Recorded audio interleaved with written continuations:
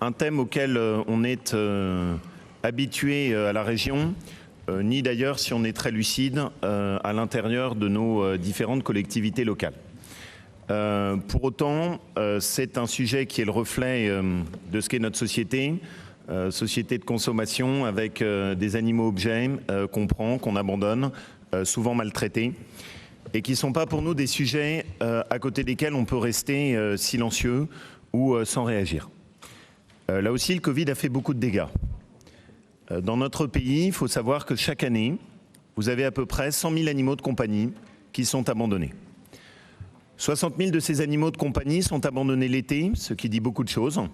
C'est-à-dire qu'on les prend quand on en a besoin, et puis quand au moment des vacances, on ne sait plus comment s'organiser, on les abandonne.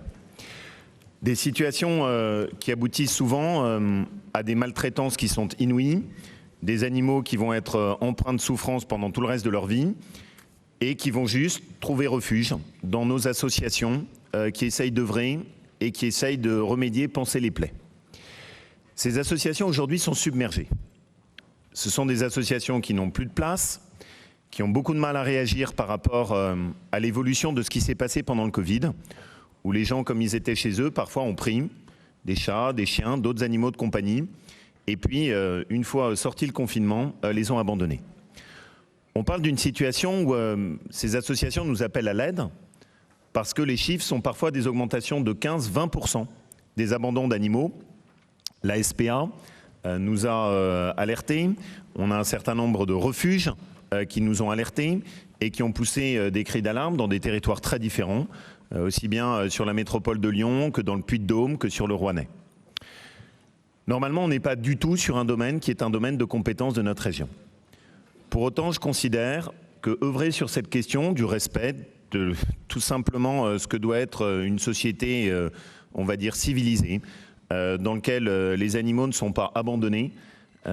Michel Houellebecq a l'habitude d'avoir cette phrase que moi j'aime beaucoup, les animaux sont la meilleure partie de l'humanité. Et avec, il y a des très belles pages qu'il a écrites, notamment sur les chiens, et avec une très belle chanson d'Iggy Pop. Et on ne peut pas continuer comme ça. Dans une région telle que la nôtre, qui est une région qui a quand même beaucoup d'atouts, beaucoup de force, on ne peut pas se satisfaire de se dire qu'on a des associations de refuges qui sont en détresse. Je pense que tous ceux d'entre nous qui y sont allés, c'est des visites qui marquent très fort, dans lesquelles il y a à la fois le dévouement des bénévoles et puis voilà, l'immense détresse qu'on sent et l'immense appel à l'aide quand on regarde un animal. Jérémy, je sais que toi tu l'as vécu et on a souvent échangé là-dessus tous les deux. L'objectif est donc qu'on puisse adopter une délibération qui nous permette de venir en aide aux différents refuges pour faire face à l'abandon des animaux. Notre souhait est qu'on enclenche un travail sur la durée, permettant d'accompagner les investissements des refuges pour avoir plus de places d'accueil, pour avoir des lieux de soins, des salles qui soient mieux équipées, qui permettent de le faire dans des conditions décentes, qui correspondent à ce qu'on pense être le minimum de dignité dans la façon dont on traite ces animaux qui ont été meurtris. On va donc lancer un plan d'investissement, ça n'est que le début. Il va falloir qu'on le fasse monter en puissance. Au fur et à mesure des retours qu'on aura des associations, on l'adaptera pour pouvoir le faire. On a déjà pas mal d'associations qui nous ont contactés en nous disant bah oui, pour nous ça peut être une vraie bouffée d'oxygène et qui sont très preneuses qu'on puisse travailler ensemble sur le sujet. Je souhaite aussi qu'on puisse l'accompagner d'une démarche qui nous permettra de sensibiliser. Et donc, il va falloir qu'on utilise la communication de la région, des actions de sensibilisation par le biais des médias, des réseaux sociaux, nous permettant d'alerter et d'essayer de faire retomber ce mouvement absolument terrible d'explosion des abandons d'animaux de compagnie qui a eu lieu depuis le Covid. La deuxième partie de la délibération porte sur la question des vétérinaires. Là aussi, c'est un sujet qui est un sujet de grande préoccupation.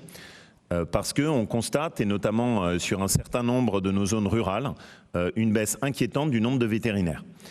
Situation d'ailleurs qui est malheureusement un peu le reflet aussi de la désertification médicale. Il ne faut pas qu'on attende. On a la chance d'avoir l'école de vétérinaire qui est sur notre territoire. L'objectif est d'enclencher tout de suite les choses. de faire en sorte qu'on puisse continuer à donner aussi vocation à des vétérinaires qui vont intervenir en milieu plus agricole, et notamment sur tout ce qui est la problématique de l'élevage. Et donc l'objectif est qu'on enclenche un plan d'accompagnement pour l'installation qui, et ce sera une des tâches du prochain ou de la prochaine vice-présidente chargée de l'enseignement supérieur et de la recherche, doit s'accompagner à mon avis d'une évolution aussi du parcours de formation de nos vétérinaires pour qu'on leur donne ce goût d'aller exercer en zone rurale. Donc c'est le deuxième aspect de cette délibération. Voilà. Après, on pourra être amené au fur et à mesure du temps à l'enrichir. Vous connaissez ma méthode. J'aime bien qu'on commence par quelque chose et qu'ensuite ça nous permette petit à petit d'avancer. Voilà. Avant de passer